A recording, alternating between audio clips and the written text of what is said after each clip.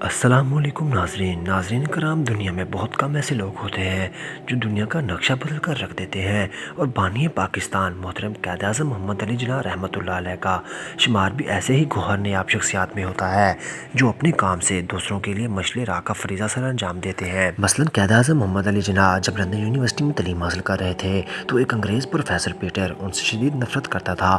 ایک دن professor dining room میں lunch کر رہا تھا تو جناح بھی اپنے ٹریک لے کر اس ٹیبل پر بیٹھ کے پروفیسر کو یہ اچھا نہ لگا۔ اس نے جناح سے کہا کہ آپ کو پتہ نہیں کہ ایک پرندہ اور سور ساتھ بیٹھ کر کھانا نہیں کھا سکتے۔ جناح نے پوری اطمینان لہجے میں جواب دیا کہ پریشان نہ ہوں، یعنی میں یہاں سے اٹھ کر دوسری میز پر بھی بیٹھ سکتا ہوں۔ خواتین و حضرات، جناح کے اس حاضر جوابی پروفیسر کو بہت غصہ آیا۔ اس نے انتقام لینے کا فیصلہ کر لیا۔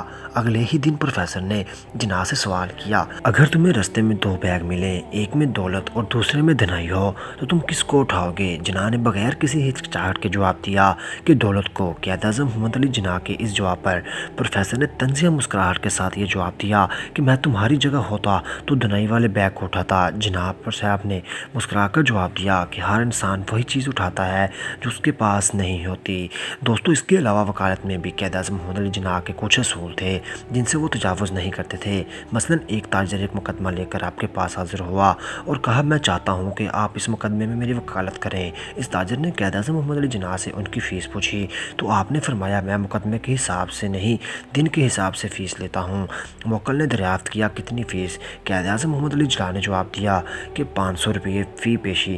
موکل نے کہا کہ میرے پاس اس وقت 5000 روپے ہیں، آپ 5000 روپے میں میرا مقدمہ لڑیں۔ قائد اعظم محمد علی جواب دیا کہ مجھے افسوس ہے کہ میں یہ مقدمہ نہیں لے سکتا، ہو سکتا ہے کہ یہ مقدمہ طویل پکڑ جائے اور یہ رقم نہ کافی ہو، بہتر ہے کہ آپ کوئی اور وکیل کر لیں، کیونکہ میرا اصول ہے کہ میں فی پیشی فیس لیتا ہوں۔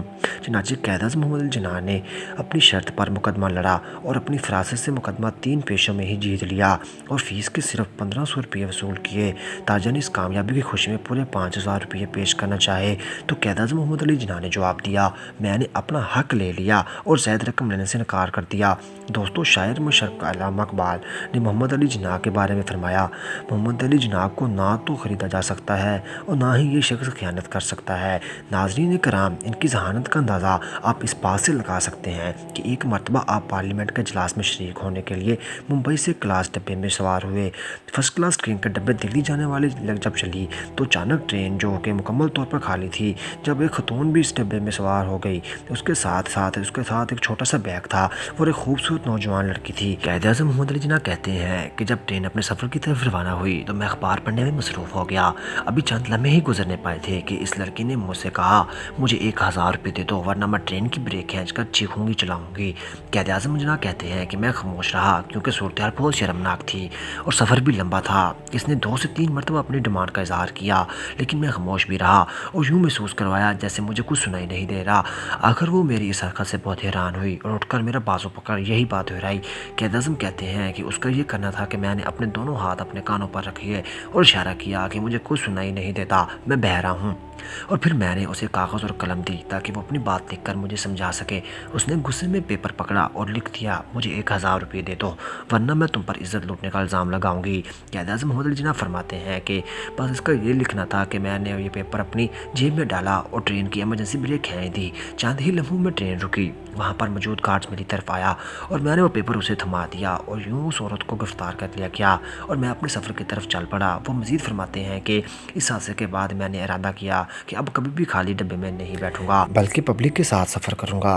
دوستو، اس طرح ایک واقعہ اور زبان زرد عام ہے کہ ایک مرتبہ قائد اعظم محمد علی جناح اپنے ڈرائیور کے ہمراہ کہیں جا رہے تھے کہ راستے میں انہیں ایک خاتون ملی جس نے لفٹ کا مطالبہ کیا۔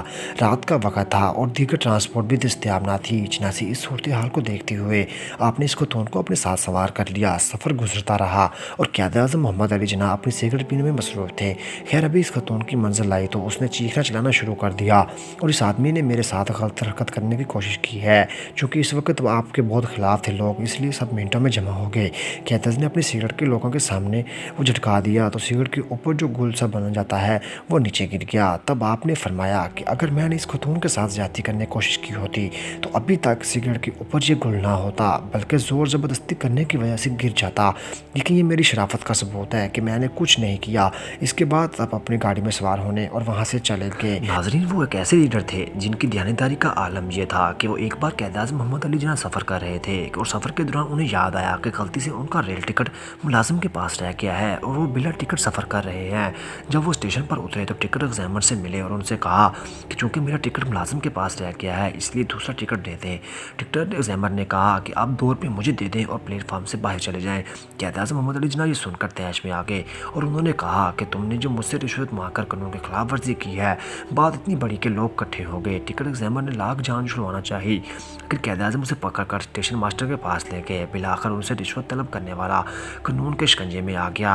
دوستوں، وہ جن کے بارے میں قائد اعظم محمد ایسے لیڈر ہیں جن کے بارے میں انگریز بھی کہا کرتے تھے کہ اگر ہمیں پتہ ہوتا کہ قائد اعظم محمد علی جناح کو اتنی بڑی بیماری ہے تو ہم کبھی بھی پاکستان نہ بننے دیتے، کیونکہ قائد اعظم محمد علی جناح نے آخری وقت تک اپنی بیماری کو پوشیدہ رکھا تھا۔ ان کو معلوم تھا کہ اگر میری بیماری کا ہندوؤں اور انگریزوں کو پتہ چل گیا تو ہندوستان کی تقسیم کو انگریز مؤخر کر دیں گے۔ مرنے سے پہلے اپنے ڈاکٹر سے کہا پاکستان ہرگز وجود میں نہ آتا اگر ہندوؤں کو میری بیماری کا پتہ چل جاتا۔